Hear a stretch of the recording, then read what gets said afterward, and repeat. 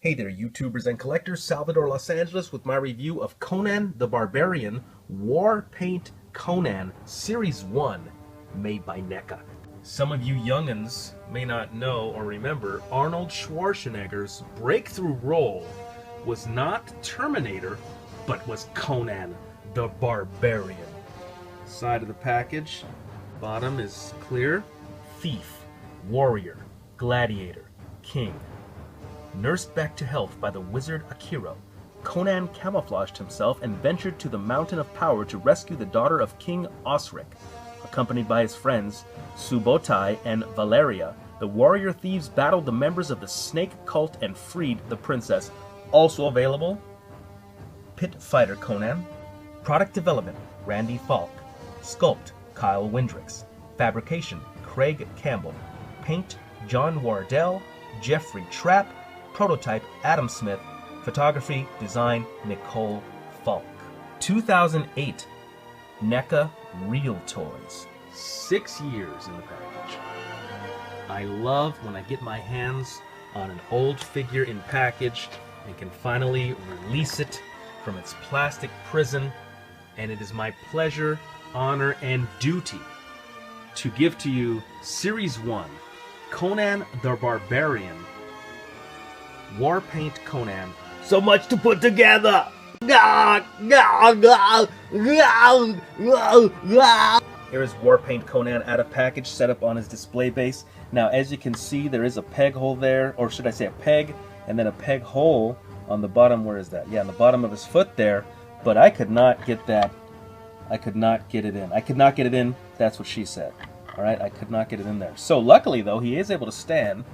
And I think then the good news would be that he can stand. There we go. He does not actually need a base to stand. This is a beautiful diorama. Unfortunately, a space hog. If you're like me and you've got a whole shitload of figures, you need space. And I love these dioramas like this, but who the hell has space for them? Unless you've just got a lot of square footage in your place. But a real nice marble-looking display base. And it comes with this very cool stewed head, it's called. I don't remember what villain this is who gets his head chopped off. Nice looking detail on this hand. I like it, I like it, I like it. Not much articulation on this guy, really. He can move his head around like so. So that's nice, but no up and down feature. Beautiful sword, though, I will say that. You can pull this little peg off here to be able to slide the sword into his hand. Otherwise, there would be no way to get the sword into his hand, because it looks like it is the fingers are closed. You cannot open up these fingers. You cannot pry open these fingers to put the sword in. So you have to pop off the end here, and then you can put the sword into his hand. Excellent detail on that. Look at that color. Look at that color and detail.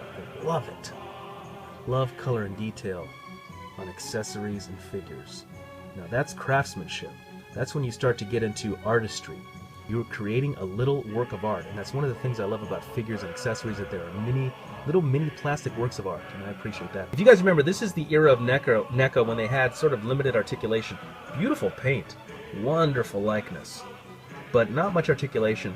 And again, if you're a guy like me, not a poser, if you will, I'm more sort of what I would call a pay and display. I'd like to coin that term, pay and display. I buy them, I put them up for display, and there I go. I do know from reading Arnold Schwarzenegger bodybuilding books that this is the serratus anterior. Hello, bodybuilding, anyone? And I do like that he has nipples. I love it when they put nipples on a figure, because that is realistic. That is real. You know, some figure companies just don't want to put nipples on. They think it's sexual or something, but a nipple in and of itself on a man is not sexual. To me, anyway. Maybe to some of you guys. I don't know what you're into. Whatever you are, that's cool. Beautiful paint on this guy. I'm very excited to own this figure. And I did pay, well, you know, I did not, I paid eBay price is what I paid. But beautiful detail. I believe that there is swivel here. I believe that there is a cut here for swivel, but I did not want to force it. I did not want to force it. Again, you force a figure like this that's been in the box for a while, you force it, you may be sorry. Beautiful sheath, looks like fur there. And does this little dagger come out? Oh, no. It looks like this dagger does not come out. Yeah. I mean, maybe it could be forced. Maybe you could force this dagger out. but I would not want to take that chance. Hair looks great. Wonderful hair sculpt on that. I love good-looking hair on a figure.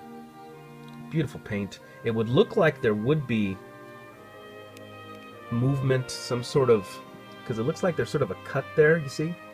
But there is no arm movement. So all we have here, it seems, is head movement, wrist swivel, both sides. Real nice faux leather there, or faux fur. Faux fur. I like that. Faux fur. And really cool pendant he's wearing. Let's zoom in there for that pendant. Really nice pendant there he's wearing. Really cool.